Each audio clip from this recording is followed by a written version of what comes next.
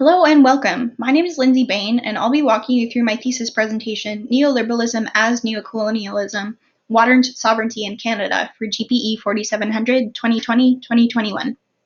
I'm exploring the intellectual and political history of neoliberalism through its emergence as a political and economic project, and analytically critiquing the theoretical and epistemic basis of institutionalized norms that arose from the construction of a neoliberal subjectivity. My research question is as follows. How is the construction and diffusion of the neoliberal subject, alongside the impact of neoliberalism's marketization and economization of spheres of social and political life, impacted and influenced state relations in the First Nations and Canadian states context?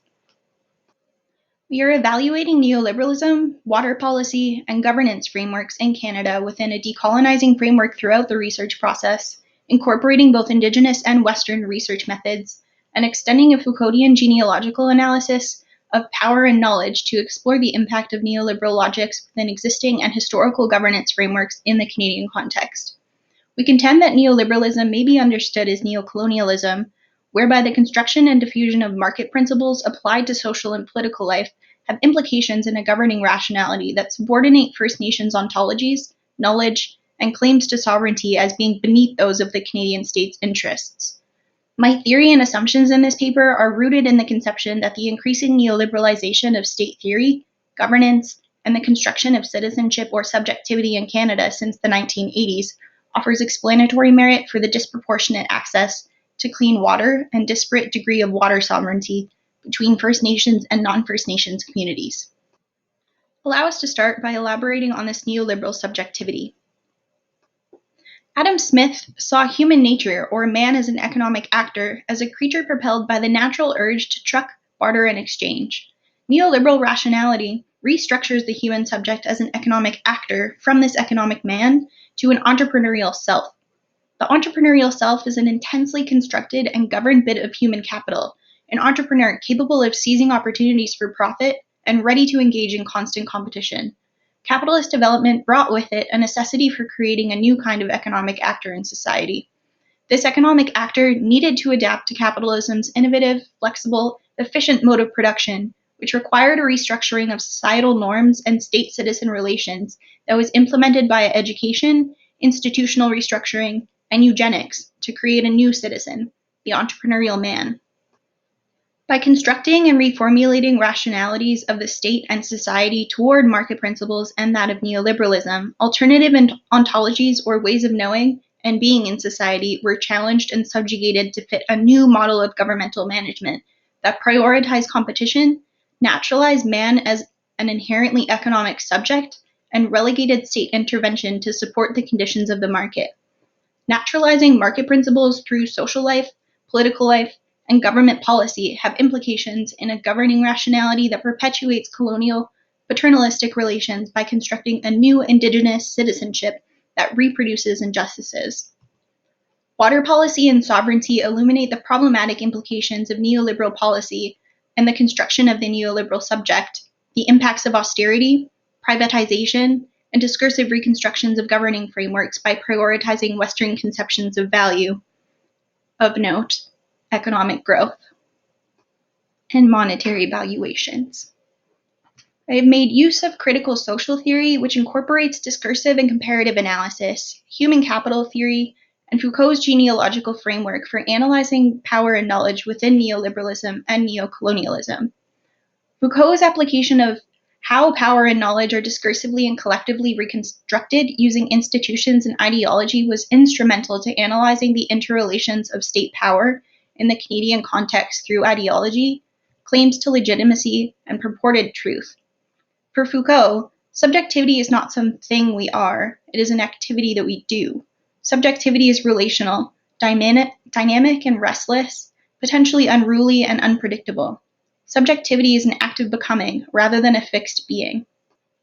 Because this paper explores the intersection of Western epistemologies and constructions of ideal citizenship or subjectivity with Indigenous epistemologies, values, and subjectivity, it was important to evaluate claims made by sovereign nations on equal grounds. They offer distinct systems of knowledge, research methods, and constructions of value that cannot be hierarchically classified or prioritized. To effectively accomplish this, I used a two-eyed seeing methodological approach to analyzing data, which allows for successful Indigenous and Western knowledge frameworks to be utilized simultaneously. The two-eyed seeing approach was brought forward in 2004 by Mi'kmaq elder Albert Marshall. Two-eyed seeing is an approach to learning with one eye in the strengths of Indigenous knowledges and ways of knowing, and the other with the strengths of Western knowledges and ways of knowing, and to use both these eyes together for the benefit of all.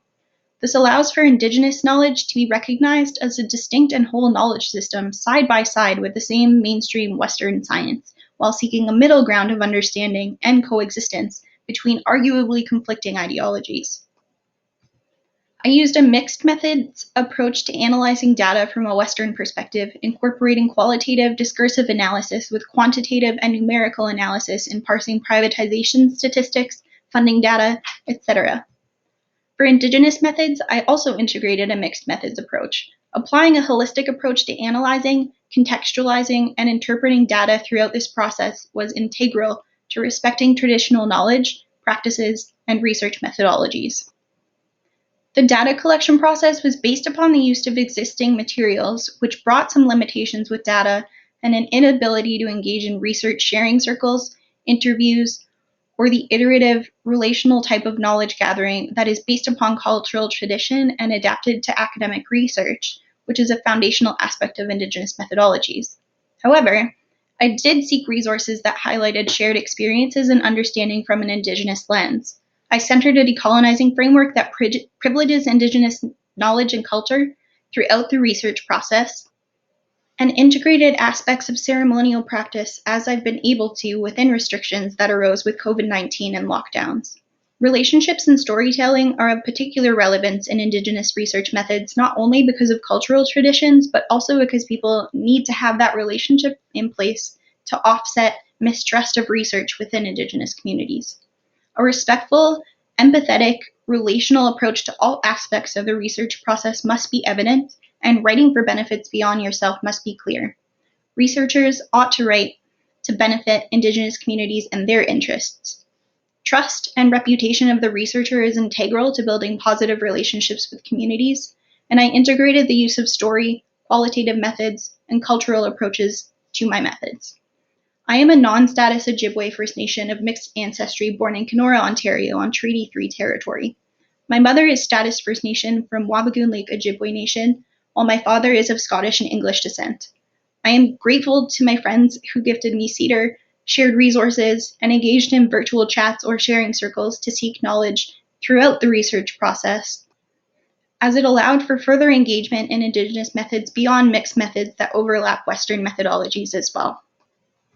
The Canadian government shares responsibility of water between federal, provincial, First Nations, and municipal responsibilities, though under the Constitution Act 1867, the provinces are considered owners of the water resources and have wide responsibilities in their day-to-day management. In 1987, the government released its federal water policy that called for a radically new attitude toward Canada's water, one that attaches real value to the resource itself. Water was explicitly viewed as a commodity that has real value and needed to be managed accordingly. Commodification turns assets that were not previously commodities into private property, which can be bought and sold in capitalist markets.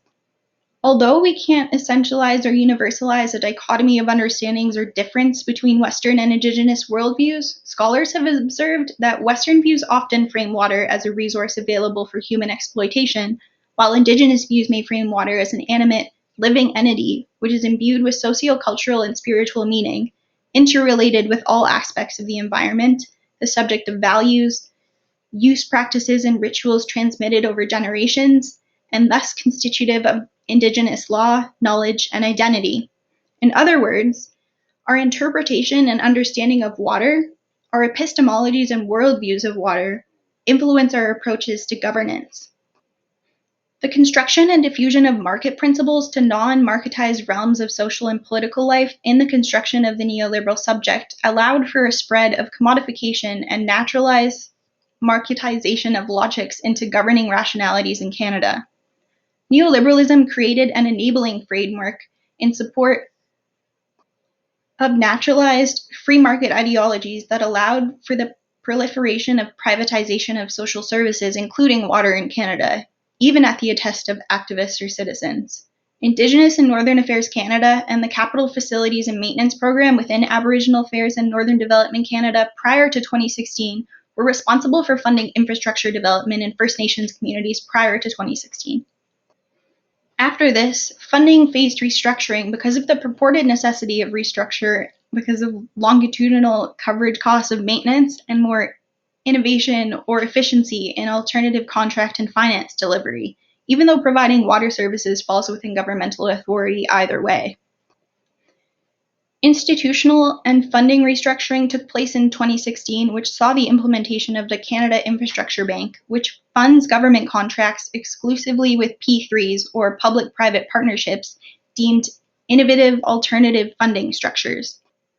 Public-private partnerships are a form of government contracting which utilize private businesses or contractors to be paid with public funds. According to Whiteside, P3s contribute to a transformation in the social relations of power and can be seen as a form of accumulation by dispossession, as understood by David Harvey, and are an extension of colonial control.